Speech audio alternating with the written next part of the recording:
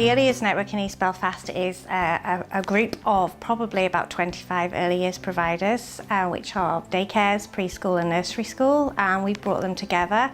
Through the Urban Village funding, we've been able to take that further, really, and we've focused on three things: transitions, building capacity in terms of training, and then some physical activity for the children around forest schools. There's Catholic and Protestants that are working together, that are learning together actually, which they wouldn't normally do. There's a lot of ethnic minority families in East Belfast. All of our settings would have them, and so we constantly are getting those groups together to work together. The essence of the project is early intervention, because we are of the firm belief that all these people who are working with our children at the earliest possible stage and their parents is the place where we can make a real difference. So the project would involve a number of community partners from Hollywood Arches down. So we would have Walkway Community Association, Diamond Project, Hosford, D Street and Short Strand and ourselves all working together on a couple of events and training programs. I think what Urban Villages has allowed us with the training programme is fantastic for the young people. We're giving them training in creative industries, so they're doing stage makeup, tech theatre, street art. We did a Halloween festival, but the young people on it were the ghosts and ghouls. They also helped with the set design and build, painting the place.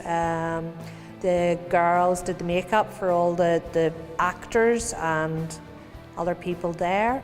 They're getting a recognised qualification, but they're also learning the softer skills and transferable skills of time management, following leadership, planning, and it's empowering them. We have a project every Thursday morning here in Walkway with our on-site creche, and we work towards reducing young mums' isolation and building self-esteem. So we also aim to improve mums' employability, and then they would do OCN accreditation with us. The mums are just more engaged and part of the community. They're not as invisible as they were.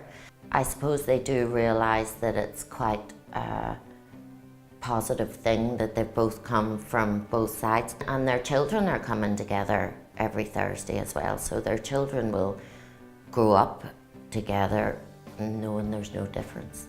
There's a sense in which everything we've done, the original square, the greenway, the visitor centre, the container restaurant beside us and Sustrans being there, those have all added, and definitely the sum has then become greater than the parts. It's a real public space and people come from all over Belfast because it's seen as an open space, a shared space and an accessible space. We manage the Inner East Churches Forum, which is supported by Urban Villages. The churches have built really good connections with other projects like the Holiday Hunger Programme and other elements of the Scaffolding Project, where churches have had a really constructive, tangible offer that they can bring, whether it's through church halls that they can offer, whether it's volunteers, whether it's maybe practical financial support. Some of the projects that I've been working on with Urban Villages has been the Arts and Creativity programme, and that has involved me being involved in programmes such as around Halloween, around Christmas, and St Patrick's Day would be one of the programmes that we would take a lead on here in Short Strand.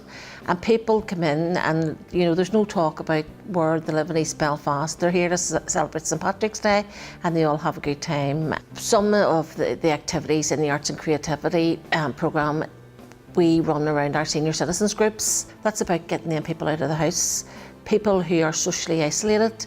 Some of the other programmes that we've been involved with has been capital programmes, and here in the community centre we got 2 outdoor classrooms, and what that did for us was it allowed us to expand our resources. It also has provided us with a computer suite. My role within the EastSide Voices Tourism project would be the coordination, working with 3 various community groups coming from different backgrounds, 2 coming from a PEL background, another one coming from a CNR background. My job would be to bring those communities together who are looking to develop a tourism strategy to help promote and tell the story of their communities. And we're at the point now where we're getting tours coming from America, Canada, Colombia, Mexico, and even further afield.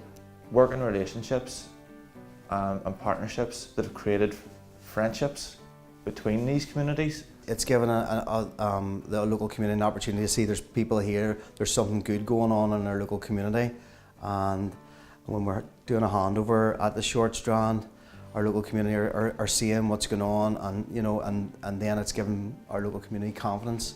So we looked at the whole aspect of training. We looked at even narrative, how important narrative was, because you have this different culture, these different identities. Obviously, there's a story to tell, but it's two different stories. So how we then could make these stories interlink, that both sides would feel comfortable in telling their story, but tell it as in unison, as one group. This opens up a huge potential for all of the community of East Belfast in relation to tourism, not only in a sense of good relations, but also economic, education. If you incorporate all those elements into this project, it's a win-win situation.